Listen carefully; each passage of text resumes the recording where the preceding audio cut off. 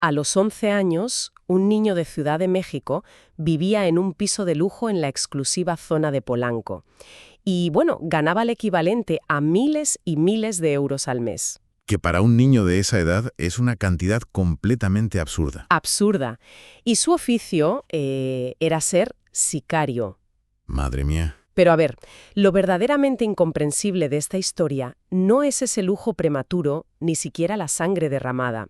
Lo que rompe cualquier esquema es que cada semana este niño asesino a sueldo lo arriesgaba absolutamente todo. ¿Para qué? Pues para bajar a las alcantarillas más lúgubres de la ciudad y llevar pollos asados y pañales a los indigentes que vivían allá abajo. Fíjate, esa imagen por sí sola destroza la narrativa tradicional que tenemos sobre el crimen, ¿no? Nos obliga a mirar de frente las contradicciones de una mente humana que ha sido llevada, digamos, al límite más absoluto de la supervivencia. Y precisamente de eso va nuestra illustración de hoy. O sea, tenemos sobre la mesa un documento crudo, casi asfixiante por su nivel de realidad. Se trata de una entrevista en vídeo que hizo el canal de YouTube Penitencia, que es un proyecto apoyado por la Fundación Reinserta, a un recluso. Un recluso al que para este análisis llamaremos Beto. Un testimonio directo, en primera persona. Exacto. De alguien que pasó de ser un bebé abandonado en la calle a convertirse en una de las armas más letales del sistema criminal. Y nuestra misión aquí no es juzgar ni ofrecer una compasión fácil, sino entender cómo se forma una identidad cuando nunca ha existido un lugar seguro. Claro, y esto plantea una pregunta fundamental sobre nuestra responsabilidad colectiva y sobre la biología misma del trauma. O sea, ¿qué ocurre realmente en el cerebro de un ser humano cuando el terror y la violencia extrema no son una anomalía, sino el ecosistema diario en el que tiene que crecer? Es que es muy fuerte. Lo es. Esta historia nos empuja a reevaluar esa línea que separa lo que la psicología llama resiliencia de lo que, en la práctica, es pura adaptación biológica para no morir. Vale, vamos a desgranar esto, porque no podemos entender al adolescente o al adulto sin mirar primero los cimientos que trágicamente nunca existieron. A los 15 días de nacer, a Beto lo abandonan en Tlalpan, una delegación de Ciudad de México. Él mismo lo describe diciendo que lo tiraron literalmente, como a un perro. Con 15 días. 15 días, sí. Pasa por el sistema de casas-hogar hasta los 5 años. Y entonces, por fin, es adoptado por un particular a través de las vías legales. Sobre el papel, este debería ser el momento de su salvación. El final feliz. Pero no. El hombre que lo adopta lo encadena junto al perro en el patio de la casa. Le da de comer los cuellos de pollo que sobran de una rosticería y además abusa física y sexualmente de él. A ver, hay que detenerse en lo que esto significa a nivel de desarrollo cognitivo. En esos primeros 5 años de vida, el cerebro de un niño está formando las conexiones neuronales que van a definir su capacidad para confiar, lo que en psicología conocemos como la teoría del apego. Claro, la base de todo. Eso es. Y cuando la figura que debería ser tu refugio, el adulto legalmente responsable de ti, es al mismo tiempo la fuente de tu dolor más insoportable, el cerebro infantil colapsa. No puede procesarlo. Imposible, no hay forma de procesar esa disonancia. La idea misma de hogar queda codificada biológicamente como un sinónimo de tortura. Y creo que esa codificación explica perfectamente lo que hace después, porque a los 6 años este niño logra escapar de las cadenas. Huye y termina encontrando refugio en las alcantarillas de Observatorio y Tacubaya, a las que él llama, y cito textualmente, las coladeras. Se mete bajo tierra. Se convierte en un niño topo, sí. Y yo, preparándome para esto, siempre he pensado en las calles de una gran metrópolis como una especie de madre sustituta retorcida para estos niños. Una madre de asfalto que, vale, no te abraza, pero al menos no te pone grilletes. Aunque te lanzo una pregunta. ¿Cómo es posible que un niño de 6 años perciba una alcantarilla llena de adultos drogándose como un entorno más seguro que una casa? Ya, es una imagen poética la de la madre sustituta. Pero la neurobiología del trauma nos da una perspectiva bastante más fría y mecánica. Más que una madre, la calle, para un niño de 6 años, funciona como un sistema operativo a prueba de fallos. ¿A qué te refieres? Pues a que el entorno de las alcantarillas no ofrece amor, desde luego. Hay miseria absoluta. Pero lo que sí ofrece es previsibilidad. En la alcantarilla, las reglas de causa y efecto son clarísimas. Si no comes, pasas hambre. Exacto. Si te enfermas, te curas solo o mueres. Nadie te cuida, es verdad, pero tampoco hay un sadismo impredecible dirigido sistemáticamente contra ti. Para un cerebro traumatizado, la miseria predecible siempre será preferible al terror impredecible del supuesto hogar. Esto es lo que llamamos la normalización del daño. Tiene muchísimo sentido. Y esa adaptación, esa calle, se vuelve su escuela.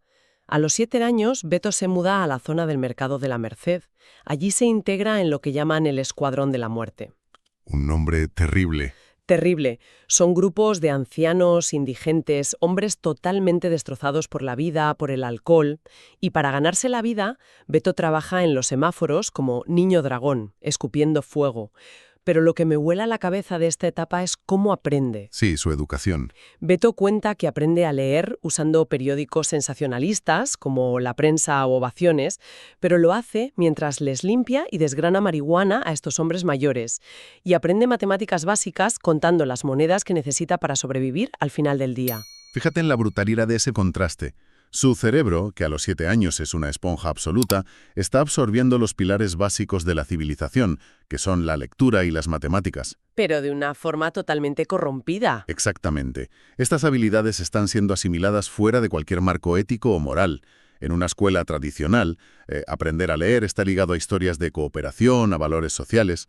Para Beto, leer y sumar son tácticas puras de supervivencia vinculadas a actividades ilegales. Pragmatismo puro. Pragmatismo extremo.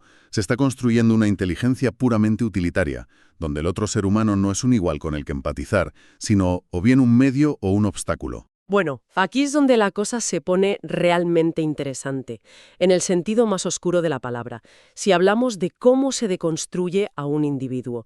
Porque hasta los 9 años Beto es un niño intentando sobrevivir, pero a los 9 es secuestrado. Un punto de inflexión brutal. Totalmente. Él y su novia, que también tenía 9 años, junto a otros niños de las calles, son capturados y metidos en una furgoneta de la perrera municipal. Ojo al detalle.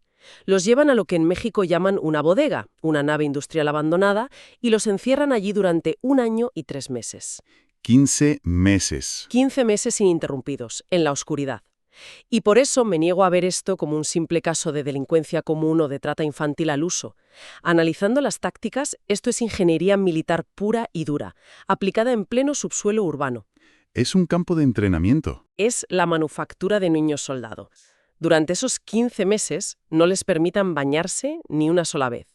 Los someten a ejercicios físicos extremos que rayan en la tortura y a un abuso psicológico constante, donde el único mensaje que reciben es, textualmente, no servís para nada, sois basura. Y el detalle de la furgoneta de la perrera que mencionabas no es casual, ¿eh? Es el primer paso de un proceso de deshumanización calculadísimo. Nadie va a pagar un rescate por los niños de las alcantarillas. No existen en los registros civiles, no tienen familia. Para sus captores, son materia prima gratuita. Carne de cañón.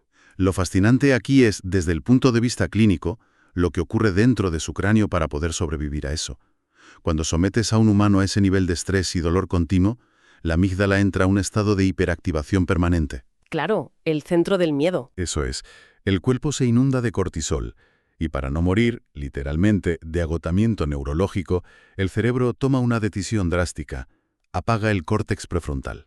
La parte que los hace humanos. La parte encargada de la empatía, del razonamiento moral, de proyectarnos al futuro. La empatía, en ese entorno de la bodega, no solo es inútil, es un riesgo de muerte. Para convertir una persona en un arma, primero tienes que destruir cualquier noción de identidad previa.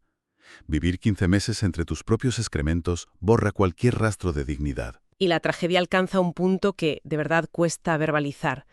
La niña de 9 años, la pareja de Beto en la calle, muere dentro de esa nave industrial a causa del agotamiento físico por los castigos. ¡Qué barbaridad! Y la reacción de los captores, atención, es lanzar los cadáveres de los niños que no resisten a los perros salvajes en la zona de Tlalpan. Ve todo esto. Ve cómo la única persona por la que sentía algún tipo de apego es desechada como comida para animales. Y ese, trágicamente, es el golpe maestro de la desprogramación psicológica. Cuando fuerzas a un niño a presenciar que el asesinato de la persona que más quiere no tiene absolutamente ninguna consecuencia en el universo, su brújula moral se desintegra por completo. Se rompe para siempre. El instinto humano de justicia se apaga. Su psique se fractura y queda reducida a una hoja en blanco. Quien ha visto eso ya no le teme a la muerte, porque la muerte se ha convertido en el paisaje de fondo de su cotidianidad. Queda perfectamente moldeado, listo para ser reescrito por cualquiera que le ofrezca un mínimo atisbo de estructura o validación. Y esa reescritura, esa programación llega de una forma casi de película. Después de 15 meses en la inmundicia, de repente sacan a Beto de la nave, lo bañan minuciosamente, le cortan el pelo, lo visten de manera impecable y lo suben a un coche. El contraste es abismal. Abismal. Y lo envían nada menos que a la Cámara de Diputados, un símbolo del máximo poder institucional. Su misión es entregar un sobre amarillo atado con un hilo rojo a un hombre al que él llama Rogelio. Y en ese instante, con apenas 10 años, Beto asume que ha encontrado a su dueño. Ojo, el uso de la palabra dueño lo dice absolutamente todo sobre su estado mental. Sí, no dice padre ni jefe. No dice mentor, dice dueño. Es el lenguaje de la propiedad. El lenguaje de la perrera de la que acaba de salir. El adiestramiento ha sido un éxito total. Han logrado sustituir su necesidad natural de amor incondicional por un sentido de utilidad letal. Su valor ahora reside únicamente en su capacidad para ejecutar las órdenes de ese dueño. Y vaya si las ejecuta. A partir de ese momento, Beto se convierte en el ejecutor del trabajo sucio. En el vídeo relata cómo realizaba asesinatos y secuestros para las altas esferas, actuando como un títere para políticos, figuras del mundo artístico y militares. Y aquí menciona algo verdaderamente oscuro. Sí, el tema de los rituales. Exacto. Afirma haber robado recién nacidos de hospitales y de las propias alcantarillas, porque, según su testimonio, figuras de alto nivel político y religioso estaban involucrados en santería y utilizaban a estos bebés para rituales y sacrificios en Catemaco, Veracruz. A ver, aquí tenemos que hacer un inciso vital para mantener la perspectiva sobre el material documental que estamos analizando. Por supuesto. Cuando Beto lanza estas acusaciones sistémicas sobre la élite, los artistas o los rituales, estamos escuchando exclusivamente su visión del mundo, su verdad subjetiva y su testimonio directo. El objetivo de esta exploración no es tomar partido ni validar si existió o no una red satánica en las altas esferas. Totalmente de acuerdo. La distinción es clave para quien nos escucha. Nuestro trabajo hoy es diseccionar la mente de quien nos cuenta la historia, ver cómo ha construido su narrativa para dar sentido a los horrores de los que fue parte. Exacto, nos centramos en el individuo y su psicología. Y volviendo a su trayectoria personal, lo que sí es un hecho irrefutable es cómo evoluciona su relación con la violencia. Porque a los 10 años, Beto comete su primer asesinato personal, no por encargo. Por iniciativa propia. Sí. Rastrea al hombre que lo había adoptado y encadenado de niño, se lo lleva a una vecindad y lo tortura brutalmente. Le arranca las uñas y lo quema antes de matarlo. A la madre adoptiva, que fue cómplice por omisión de todo aquel abuso, decide no matarla. Qué curioso. En su lugar, le compra una casa con el dinero que ya empieza a ganar como sicario, solo para poder mirarla a los ojos y decirle que espera que muera sola como un perro. Yo, viendo esto desde fuera, pensaba que es como si este niño estuviera intentando equilibrar la balanza kármica, una especie de justicia retributiva. Suena muy lógico desde nuestra perspectiva, desde luego, pero si conectamos esto con el panorama general de la psicología del trauma, el mecanismo es diferente. Ese primer asesinato no tiene tanto que ver con la justicia abstracta, tiene que ver con la transferencia de poder. Explícame eso. Beto ha interiorizado que en la vida solo existen dos roles posibles, inamovibles: el que tortura y el que es torturado. No hay punto medio. Durante toda su infancia, él ha sido la víctima más absoluta y desvalida. Al arrancar esas uñas a su antiguo abusador, no está buscando justicia moral, está reclamando la única forma de control y agencia personal que le han enseñado que existe. O sea, se convierte en lo que más temía para no volver a sufrirlo. Está asumiendo el rol del verdugo omnipotente. Es la única manera que su cerebro encuentra para asegurarse de no volver a ser jamás la víctima. ¡Wow! Y esa transformación nos lleva al contraste más delirante de toda esta historia, con el que abrimos precisamente esta exploración. A los 11 años, Beto vivía en un piso de lujo en Polanco. Ganaba sueldos astronómicos. Creo que menciona un primer cobro de 200.000 pesos. Una barbaridad de dinero. Muchísimo. Y, sin embargo, a pesar de la ropa de marca, de la protección, este niño sicario bajaba cada semana a las alcantarillas. se enfrentaba a palizas de la policía por merodear por allí, todo para llevar pollos asados y pañales a los indigentes, a los que él seguía llamando su familia. Mi teoría inicial, te confieso, era que esto era pura culpa. Culpa por los asesinatos. Claro, que al matar a sangre fría entre semana, intentaba redimirse los domingos comprando comida para otros, una disonancia cognitiva de manual. Pero cuidado con esa interpretación, porque la culpa requiere de una empatía activa, y ya hemos visto que su empatía fue metódicamente desmantelada en aquella bodega durante 15 meses. ¿Cierto? Entonces, ¿qué lo movía? Lo que vemos aquí es un fenómeno agudo de trauma y una crisis de identidad tremenda. El piso en Polanco, los billetes, todo ese lujo estaba completamente vacío de significado emocional. El estatus no compra el sentido de pertenencia. Esa lealtad ciega hacia la alcantarilla existía porque allí abajo, en la oscuridad, compartiendo restos, fue el único lugar del planeta donde él fue validado como un ser humano. Qué duro escuchar eso. Su dueño le daba fajos de billetes, sí, pero Beto en el fondo sabía que para las altas esferas solo era una herramienta desechable. Las alcantarillas eran su ancla, el único vínculo real que le recordaba que hubo un Beto antes de que fabricaran al sicario. Y fíjate, ese pequeño residuo de humanidad, ese ancla, parece ser lo que finalmente provoca su caída, porque a punto de cumplir los 18 años, le ordenan asesinar a su patrón. Otra figura de autoridad. Sí, alguien que, aunque lo usaba para matar, le había mostrado cierto afecto, dándole abrazos y palmadas en la espalda. Beto se niega en rotundo a matarlo e incluso le avisa de que van a por él. Poco después, a finales de 2008, es traicionado, arrestado y enviado al reclusorio norte por el secuestro de la hija y el yerno de un delegado. Y el sistema le impone una sentencia de más de 72 años. Y resulta interesantísimo, observar que su caída definitiva en el sistema penal no se deba a sus crímenes más atroces, sino precisamente a su única desobediencia moral. Negarse a apretar el gatillo contra la única figura que representaba un mínimo de vínculo sella su destino. En ese submundo hiperviolento, cualquier destello de piedad es penalizado con la cárcel o con la muerte. Entonces, ¿qué significa todo esto hoy? Beto sigue en prisión. Cuando le preguntan por sus crímenes, dice frontalmente que no siente ningún arrepentimiento. Afirma que no hay culpa porque el destino ya estaba escrito desde el momento en que lo tiraron a la basura siendo un bebé. Un mecanismo de defensa clarísimo. Pero lo curioso es que, al mismo tiempo, él reconoce estar, en sus propias palabras, traumado. Cuenta que tiene explosiones de violencia incontrolable por cosas minúsculas. Que a un compañero de celda le huelan los pies o mastica haciendo ruido, le provoca una furia ciega. Y el detalle que más me llamó la atención, su obsesión extrema por la limpieza dentro de la cárcel. Ah, sí, eso es vital. Ese detalle es una ventana directa a su subconsciente. La limpieza compulsiva en personas con historial de abuso extremo rara vez es una simple manía por la higiene.